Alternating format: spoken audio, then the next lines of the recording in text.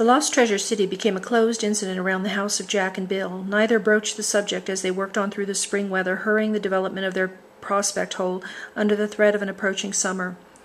The treasure hunters did not reappear. Summer arrived, and the scourges of the hills and the cannons with heat. Canned goods swelled the ends of cans. Eggs became dangerous to handle. It was hot. Jack and Bill moved away from Death Valley. Someone did not keep the secret of the jewel-encrusted, gold-lined caverns of the Panamints. When winter came around, the entire Death Valley region knew of the old Golden Cavern, the story of the fabulous treasure buried deeply under thousands of tons of rock and sealed with the weight of a tall telescope peak, was told in San Francisco and Salt Lake City.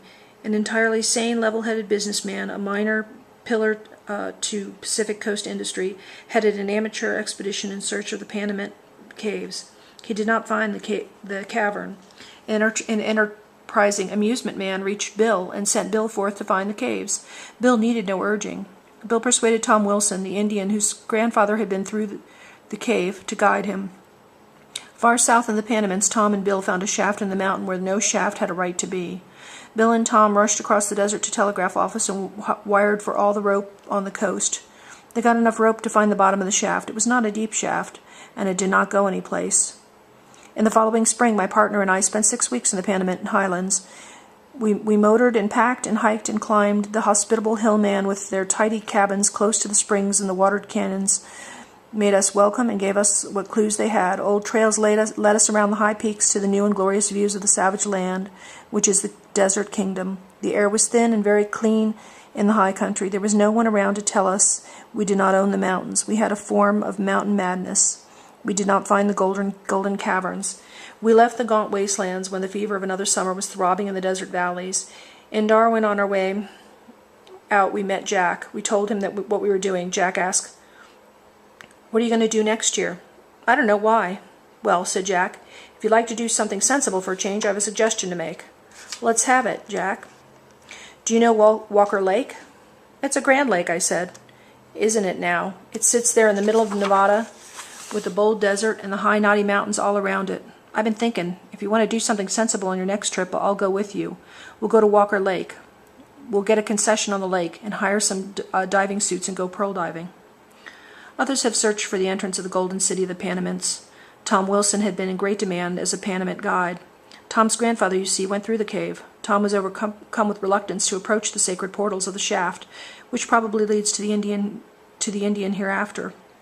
When John Thorndyke set out to investigate the shaft, Tom's superstitions checked him in a long way from the shaft. John finally located the shaft himself. It was an old-fashioned mine shaft with an unknown history. John told Tom the cave through the Panamints was an Indian fairy tale and went back to the camp in the timber at the head of Wild Rose Canyon. John found visitors at the Wild Rose camp, awaiting his return. Automobiles and trucks stood outside the buildings of John Thorndyke's camp. One of the Death Valley's Scotty's men from the Death Valley Ranch was sitting in the cookhouse doorstep.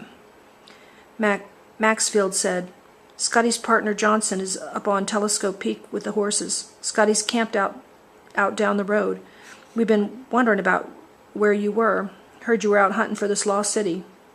John said he'd been hunting, but had given it up. He walked away down the road past the trucks which had brought the horses several hundred miles overland to Death Valley Ranch in Grapevine Canyon, so that Scotty and his partner Albert Johnson would be able to ride up to Telescope Peak from the Wild Rose.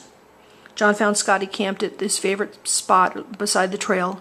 Scotty always camps at that little fireplace under the junipers and mountain mahogany. The rest of the canyon may be hot, but a little breeze from 10 feet wind blows across the fireplace in the warmest weather.